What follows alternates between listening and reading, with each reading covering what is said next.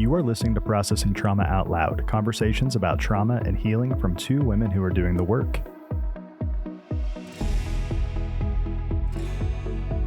Hey everyone, it's Kandace and Sher with Processing Trauma Out Loud. Sher and I just concluded part 2 in a series that we are doing on why we believe story work is the bomb. Sher, both you and I have had so much goodness come in our healing journey through really the foundation of story work. Working with our coaches and now working within groups where we just are so thankful that we discovered story work.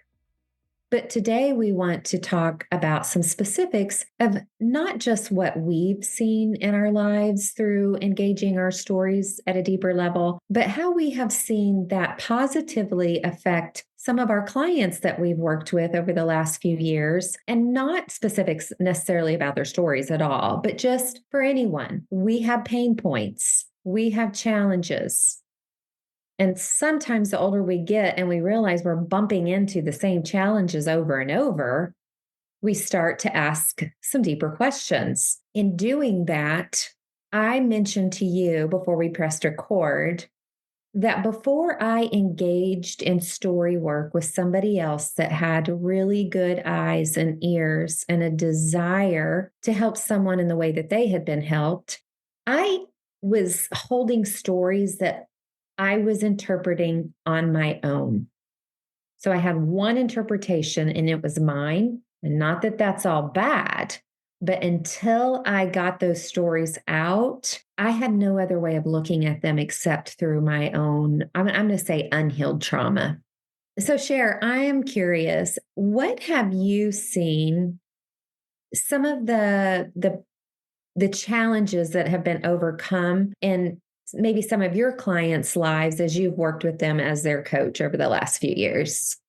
One of the areas where our struggles, our past harm, our trauma, our developmental implications because of our stories of harm, one of the biggest ways it shows up is in our relationships. And that can be our friendships, our relationship with our spouse, significant people, and our relationships with our kids. And I think that this area of, especially for women, because I do primarily work with women, I think that a lot of times our stories come to the surface when we become parents, when we start to see our children grow. And as we find ourselves relating with them in ways that we begin to recognize, whoa, I don't like the way that I'm showing up. Why am I showing up this way? Oh my goodness, I'm becoming that parent that I said I would never be. Some of those kind of messages. So I think this is one of the areas where I think it's sweet for me to be able to come alongside of people is in the area of when their story begins to collide with the stories of their children. That might be through any type of situation that arises. So it's not really the situation that arises, but it's this growing awareness that as a parent, I don't like who I am.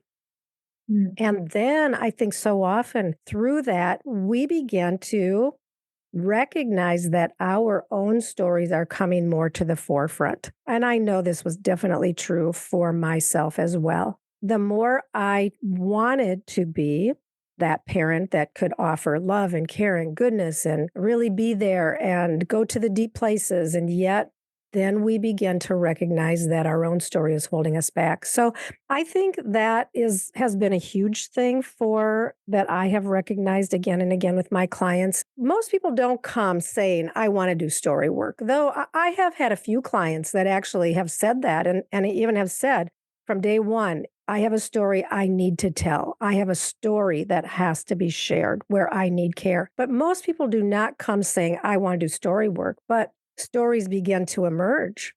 The thing that I want to say that I feel has been profound over and over in the telling of our stories, that there are these places that have never been exposed to the eyes of another person.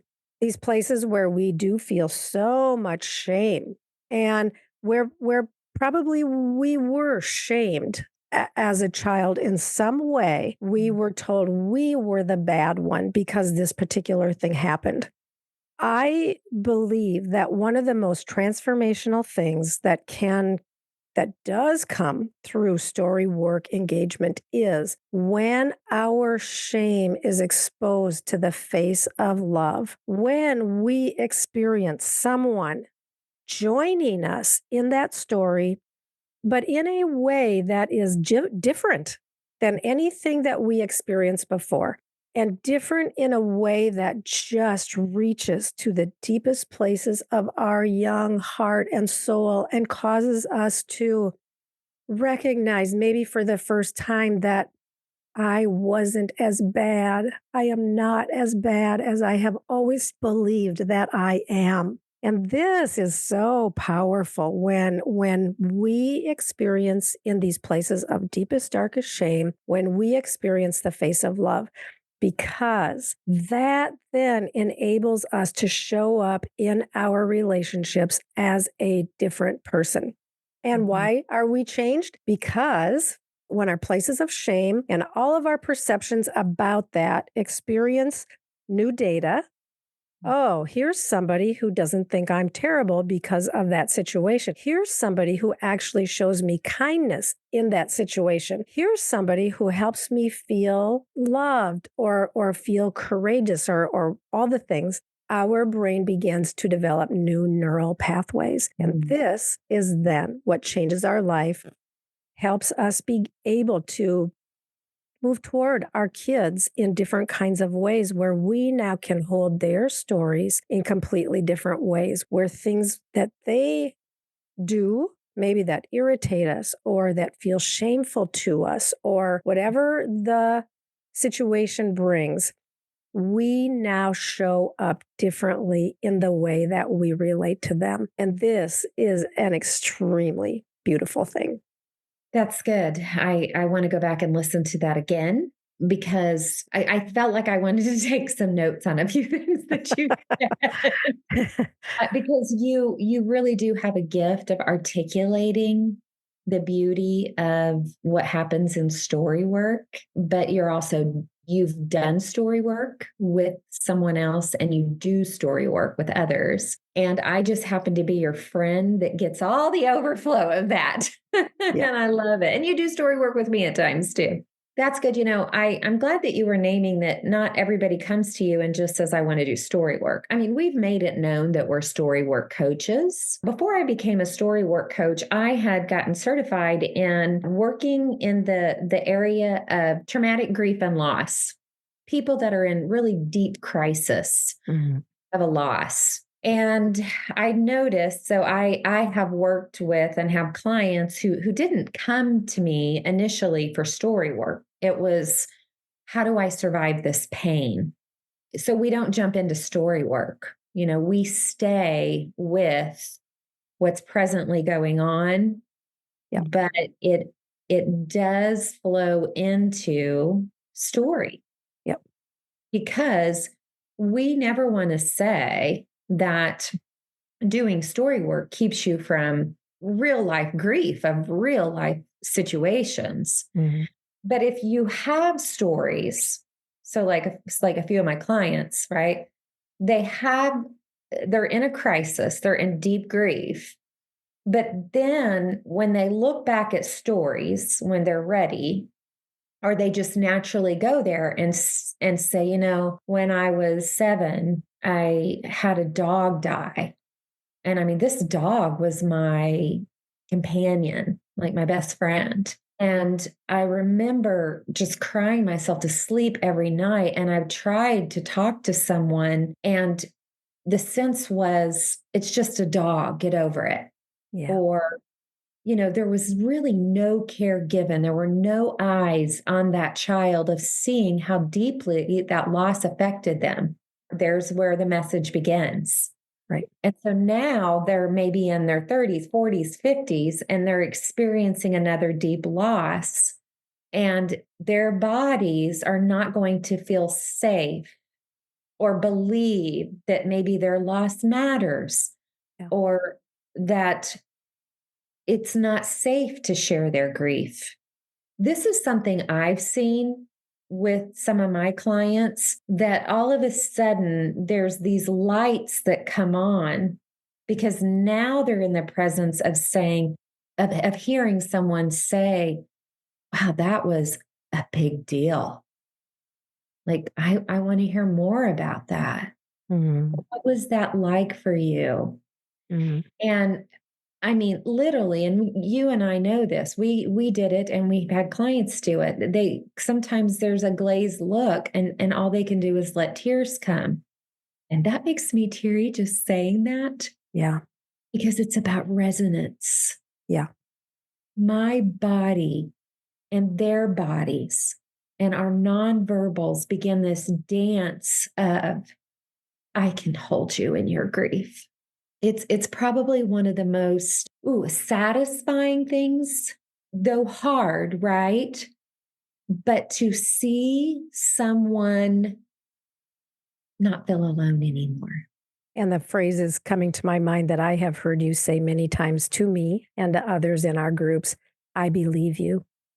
Mm, And when we have not been believed, whether that's my puppy dying is a big deal or someone is hurting me or whatever, but when we have not felt believed and someone shares their story, like you said, when they have not been believed and you speak the words, I believe you. I believe every word that I have just heard you say. It's very impacting. I'm going to go personal here for a minute. Those words have been impacting, but then being in the presence of listeners that ask me questions where I didn't even really know what I believed. So there's a lot of confusion at times when you begin unpacking your stories. Yeah. And so I've had clients that I know that what they're saying is what they believe because they've never thought there was any other option to believe anything different. And so gently just asking a question or saying, I wonder, I could be wrong, but I also wonder when she said this, could it have maybe meant this or something like that? And just slowing down and thinking, maybe there's more options here for me. Yeah. And I told this story before. I used to look at two options. I can either do this or I can either do that. When my story work coach, I'm so thankful she did this because I do it frequently with my clients now. Can there be a third option here? And then we begin to discuss, oh, wait, maybe it's not so black and white. Maybe it's not that I have to just 100% jump in with both feet and trust everyone around me, or I'm out of here and I'm never talking to any of these people again. Where's the third option here? There's tenderness there, there's kindness there when we can consider the possibility of the third option. Yeah, I would say that's something I think I want our listeners to maybe think about. Where do you go when you feel like you're backed into a corner and you have no options? What Yeah. does that feel like? And what do you do in that space where it's either or and either or choice brings you despair?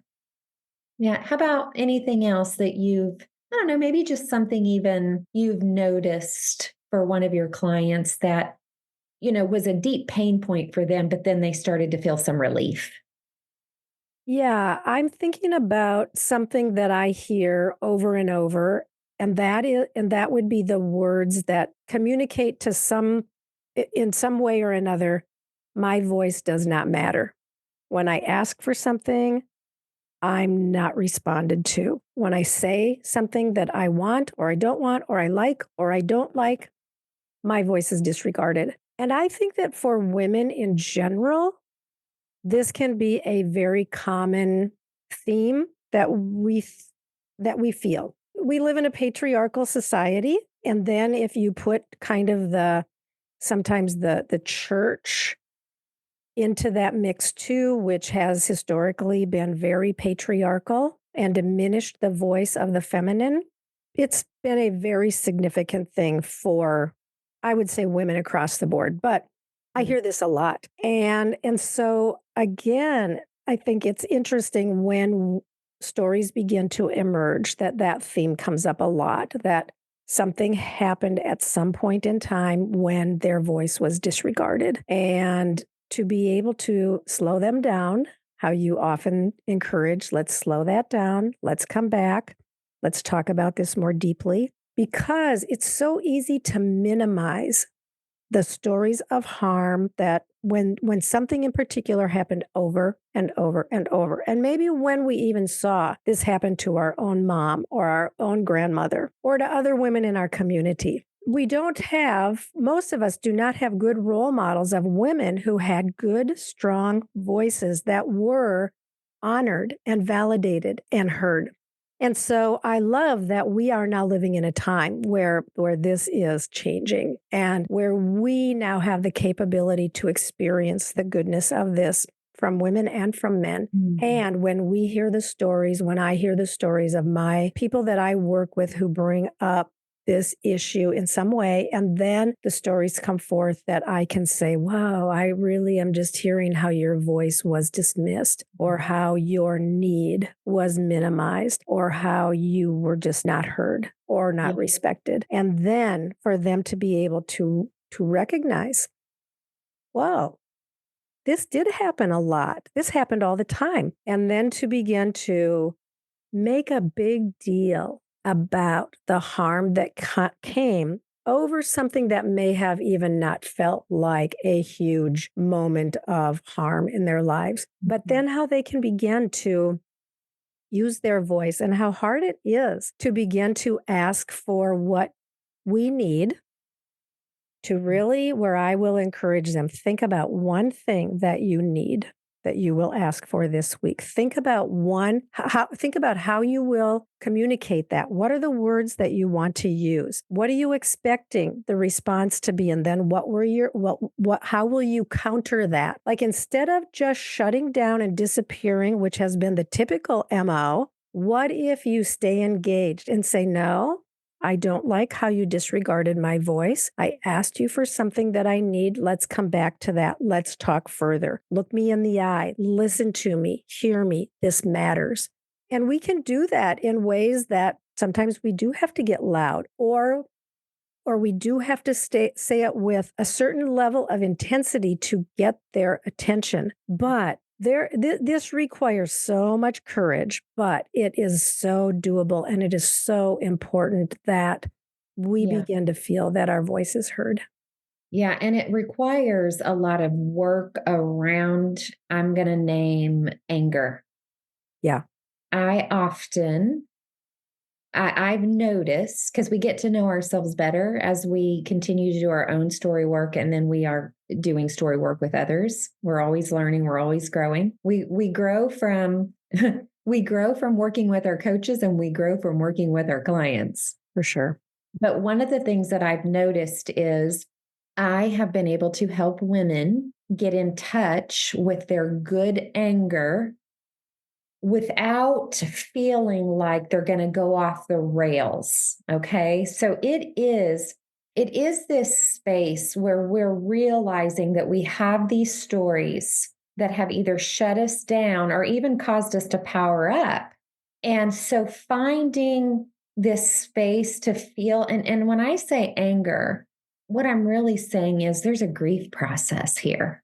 As you begin to see how not showing up, like speaking the truth in love, which can involve firmness, has not only hurt yourself, but even hurt people around you. So there's grief there. So like I know this sounds, how do I say this? I enjoy holding good anger and providing guardrails for what do we do with this anger in a way that we can heal and then bring our voice in ways that invite transformation and change for everyone around us.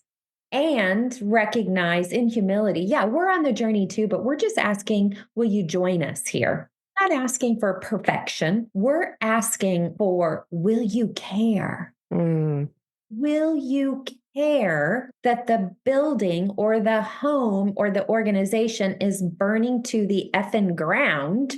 Will you care with me? yeah. Or not even burning to the effing ground. But will you care It's that just smoldering. well, yeah, will you care that the boat is rocking a little bit, you know? Yeah. And I'm even thinking when you name anger that sometimes an accusation can come back at us then like, "Well, I just feel like you're angry." And I think that there's a place then that we can begin to own that and say, "You know, I am angry. I'm not out of control. I'm not raging. I'm not destructive, but you're right. I feel some anger around this. I feel some intensity around this. I am asking you for something that I need, a change that I want. And I want my voice to be heard and honored and respected." What's so beautiful about that, and I know it's hard sometimes to get there, but we can hold that and give other people the space to not even agree. Yeah. But we need to know the truth, right? Yeah. Like if and I'm going to say especially in partnerships and marriages, Hmm. like we have to have some level of mutuality and honesty, on some of those bigger needs. And we're not talking about I need to go on a 10-day vacation, okay? So we're talking about these needs at a deep human level, that we were created for intimacy and connection. And so when we're not being met, or there's not a willingness, we have new data, and sometimes we have to make different decisions with what we can live with and what we won't live with. Right. Yeah. And when we can use our voice and then keep coming back to it. Sometimes when we're making these changes, in whatever area it is, when we're making these changes, we are the ones who are changing the rules of the system that has worked for how many years. And so we can even own that and say, I recognize I'm changing some of our rules, some of the rules of how we have related over the years. I'm showing up different. I will own that. And I'm just giving you the heads up. I'm going to probably keep showing up in this new way because I like who I am in this space. I have gotten to witness relationships of people who I've worked with where there's so you're talking about disruption, Hmm. talking about the disruption of the old for something new and better, Yeah. new and more satisfying, actually, for both people Mm. or the system. And I have witnessed really sweet, good responses.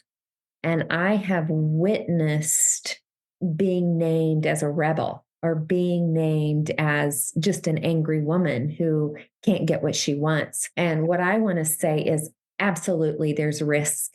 You're okay with staying in the old, even though you are feeling trapped or smothered or suffocated or whatever. We don't want you to be okay with that. But you're the one that kind of has to be ready for the risk. And ready to share your stories about why you're okay with that. There you go. If you're working with us, yes. Yeah. But I want to recognize that here's what I want to say. I do believe when you are in a relationship or an organization in a system that values you and honors you, maybe not always agrees, and that's okay. We don't always need agreement. There are those situations where you will see the goodness and the fruit of bringing your good-hearted voice forward. And yeah, sure, I've seen that with you personally, as you just brought that to our group in certain ways, and we've talked about that in previous episodes. And I'm learning to do that in new ways too. I actually did that yesterday, Yes. and that was hard for me, but so the risk wasn't very high for me, because I know that everybody loves me and isn't going to leave me when I use my voice. And I just love, and this is a good place for us to end. I love that you said, and this really hits me in a deep place that you said, I know that everybody in that group loves me. Mm. Wow. Yeah. And I Yeah. do too. And I know we all love you. And I know that you all love me. And that is the result of us all doing really good and really hard and really meaningful story work together. And just to be in a space where we know that we are deeply loved is precious. Yeah. Yeah. We'll just close out with once again saying this is one of the reasons why we believe story work is the bomb. Yeah. And one of the reasons why we will continue to share it. Yeah. So good to be with you. Love you, friend. Love you too.